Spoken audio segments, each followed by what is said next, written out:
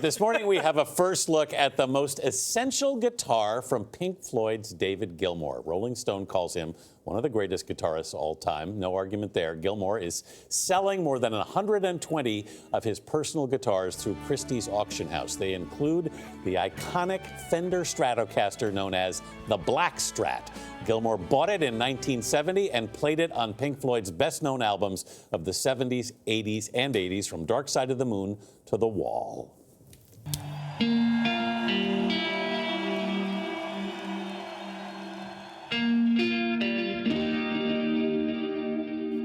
My dream and ambition was to have a Fender, preferably a Stratocaster. I loved it from the beginning. Buddy Holly played one, Hank Marvin played one. That was enough for me. I just wanted a Strat.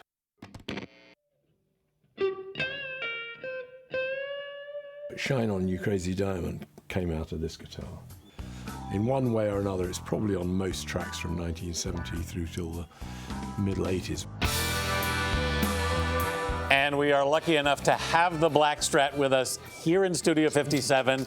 Christie's musical instruments consultant and private sales expert Gayle King is also here. Gayle, good morning. I can't touch it, can I?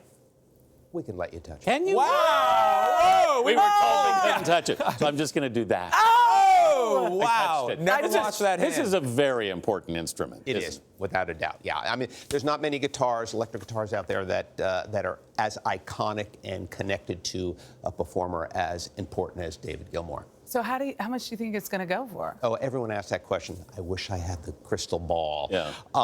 There are a few benchmarks. We have estimated it very similar to what we estimated Blackie, which was Eric Clapton's guitar in 2004.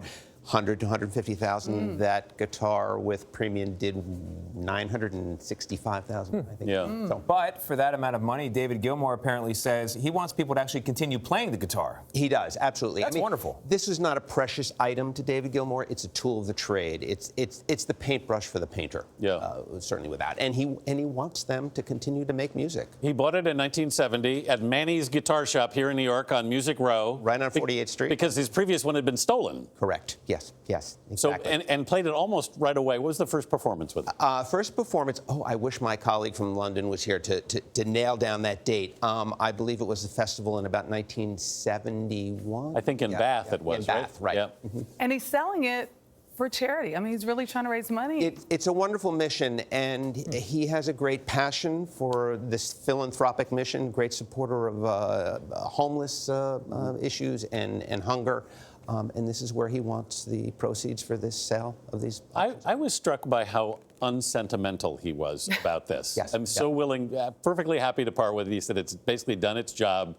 I'm ready to move on. I have other Strats, but given all that he wrote with it, I was just struck by that. Everyone has said the same thing. It's the refrain. How can you give this up? There was one guitar in the sale, and it's a 1969 Martin B35, which from the very first conversations I had with him, he said, "I'm not sure I'm letting this one go." Right. And he didn't make the decision until October of last year, and he said, "Okay, I'm ready." We should say how many guitars in all are there in this sale? 126. Wow. 126. Is that the normal number of a artist like this? Yeah, that's a good question. Yes, it is. Yeah. I mean, they're tools of the trade. Yeah. Musicians are constantly looking for that different sound, that different tonality, timbre, and they're always reaching for it. This is a great example.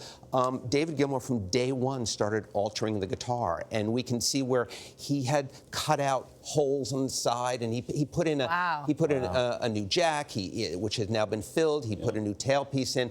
The very first alteration he made on this guitar was with the switch. In 1969, the Fender only had a three-way switch where you could play that pickup, the middle pickup, or the bridge pickup. Mm-hmm. He wanted to play these two, the bridge and the neck.